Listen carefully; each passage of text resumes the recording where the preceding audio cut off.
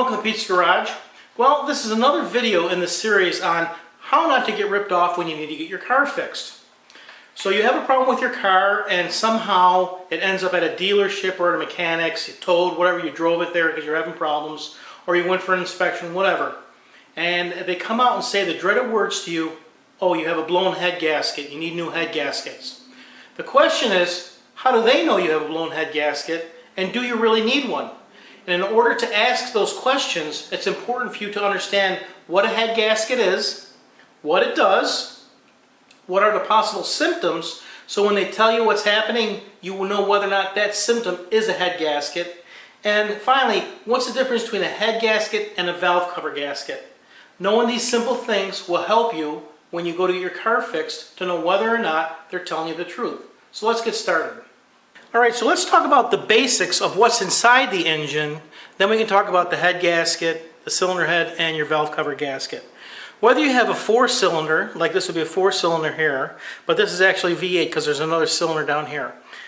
All the internals are going to be very, very similar. You're going to have pistons, the block, the cylinder head, and the gasket between them.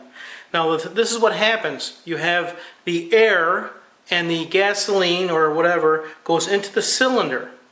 And as the cylinder head, as the piston comes to the top like this, when it gets to the top, the spark plug fires, the gas and the air burn, and as that expands, that's what pushes the piston down in the combustion chamber or in the cylinder here. That's what pushes the piston down. That's what makes your crankshaft rotate and cause your wheel to drive through the transmission. Then, when the piston comes back up after rotation, this is what pushes out all the exhaust gases. So all the exhaust gas comes up to the top.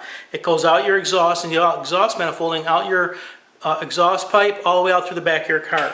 So that's how the inside of the engine works in a very basic form. Now, you have the cylinder block, you have your pistons, and if you notice there's these little passageways in here, and this is where your antifreeze or your coolant flows. The coolant flows through these passageways into the cylinder head, it returns, and it goes back to your radiator, cools down, comes back through your water pump, pumps through. So coolant is always being pumped through your engine. That's what keeps it cool. So, you have this part of your engine, which is all the heat and the combustion where all the action happens. Then you have to put your cylinder head on.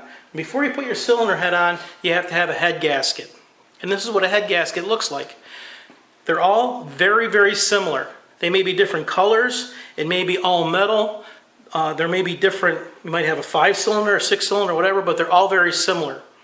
And what the head gasket does is it seals the block, between the block and the cylinder head. So that's what a head gasket does. It seals between the block and the cylinder head.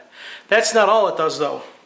If you notice, these coolant passages are large, but the hole that mates up with the passageway here, the slot here in the head gasket, is not as large. It's a different shape.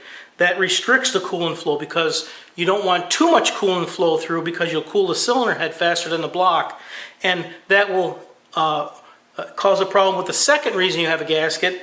The head gasket also accounts for difference in expansion. If you have a cast iron block with an aluminum cylinder head, the aluminum cylinder head is going to expand at a different rate, and it could potentially cause a leak, and you don't want it to leak. So the gasket also accounts for leakage and expansion.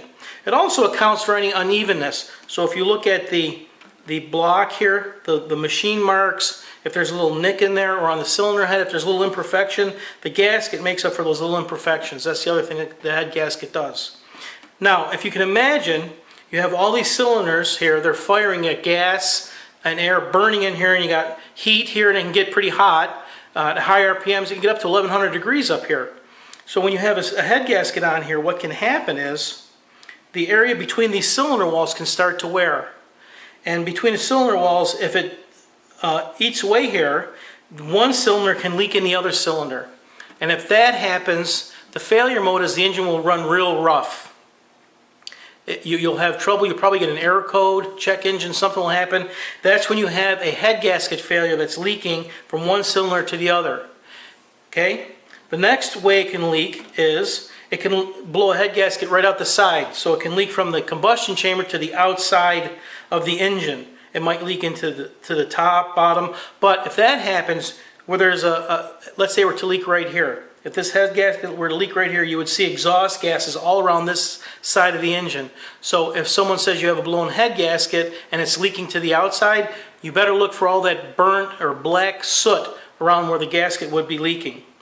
The other way the head gasket can leak, it can leak from the combustion chamber into the coolant passage. Okay, so you have the combustion chamber here, or the cylinder, and here's a coolant passage. Over time, some antifreeze or some coolants can become acidic, and when that happens, it can slowly eat away at this metal ring in here and eat through the paper and start to leak into the coolant. When that happens, that's when you start to have coolant either getting in your cylinder, it'll get in here and burn and you'll have white smoke out your tailpipe, or oil from the cylinder will get in your oil and your coolant will start to turn milky brown. It will look real milky. So that's how you know the cylinder head gasket is leaking from the combustion chamber into your coolant. Okay? And finally, if the head gasket blows, it can leak internally to the engine, but regardless of where it blows and where it's leaking, you'll have different symptoms. The easiest one, obviously, is if it's leaking from the cylinder, combustion chamber into the coolant passage. You're going to have either milky fluid, you're going to have milky oil in the bottom of the engine because the coolant will get in here and get into your oil. The oil will be milky. You'll have milky coolant, or when the engine is running, the overflow tank inside your engine compartment will be bubbling. The pressure inside these cylinders can get up to 150, 160 psi, a lot of pressure. So as that pressure comes up here, it's going to force its way into the coolant system. And the coolant system is only supposed to be around 8 to 15 pounds. So the pressure goes in here, it pressurizes your coolant system, and when you open up the cylinder, or when you open up your hood, you look in the engine compartment and you see bubbling in your coolant. And you think the engine's overheating, but that's not what's happening. What's happening is your coolant is being pressurized, causing it to bubble. Okay? So now we have a head gasket there. That's how you know how the head gasket is really leaking. Now if you have most likely if you have a newer engine with fuel injection, and if you want an easy way to check is to just have them take out the thermostat, and they can drain the coolant, and you can start the engine for a couple seconds, and you can smell around where the thermostat is in the intake manifold. And if you smell gasoline, or if you smell exhaust, anything like that, then you know the head gasket is blown. It's leaking from the combustion chamber into the coolant passage. If it's leaking to the outside, you look for the black soot. If it's leaking from one to the other, you do a leak test. And what they can do is they can put in the cylinder head where the spark plugs are, you can put a gauge in there, pump this up full of pressure, and see if it leaks. Does it leaking from one cylinder to another? Is it leaking out the side, or is it not leaking at all? So they can do something that's called a leak down test. So if they say you have a blown head gasket, ask them and say, where is it blown? How is it blown? Is it leaking from the combustion to the coolant? Is it leaking to the outside, or is it cylinder to cylinder? Either way, they should be able to do something called a leak down test, and that's when they hook up a pressure gauge to the spark plug hole. They turn the engine over several times, and they see how much pressure can be held inside of the combustion chamber. Okay? Now, we have our gasket here, and on top of that is a cylinder head. Cylinder heads are pretty heavy, and here's our cylinder head. Now the cylinder head sits on there. You can see why it's called a head gasket. It goes between the cylinder head and the block. Blown head gasket, you're going to see it all over the place, okay? And here's your cylinder head. This is where all the valves are. This is where the intake comes in, so your fuel and air come in here, goes in through the valve, gets burnt, and then it comes out the other side to the exhaust. On top of here is where your oil lubricates the valves and the stems and the seals, so you get lubrication up here. When you take the valve cover off, all you should see in here is oil. If you take the valve cover off and you see coolant in here, then you might have a blown head gasket, or you could have a cracked head. There's a lot of ways to check to see what it really is. But at least we know what we're looking for with a head gasket. Here's your cylinder head. On top of your cylinder head will be a valve cover gasket, very similar to this one. And these just sit on top. And the only thing this gasket does is seals oil from leaking in the cylinder head to the outside of the engine. So if you open your hood and you look at the valve cover, and here's the valve cover. It's called a valve cover simply because it covers the valves. The valve cover goes on top just like this. If you go into the shop and if they take off the valve cover and you see coolant in there, there's a problem, okay? If the valve cover is sitting here and you see engine oil just dripping down or dripping down around the outside of the valve cover, all you really need to do in that case is change your valve cover gasket. That's a very easy job. It shouldn't take that much, maybe depending on where you go, it might only take $25, $30. Sometimes they are expensive. It can be $50, $60 to get a valve cover gasket changed. But that's what a valve cover gasket is. You take the valve cover off, then you see your valve cover gasket there, and it's in good shape. That's not leaking. You're good there.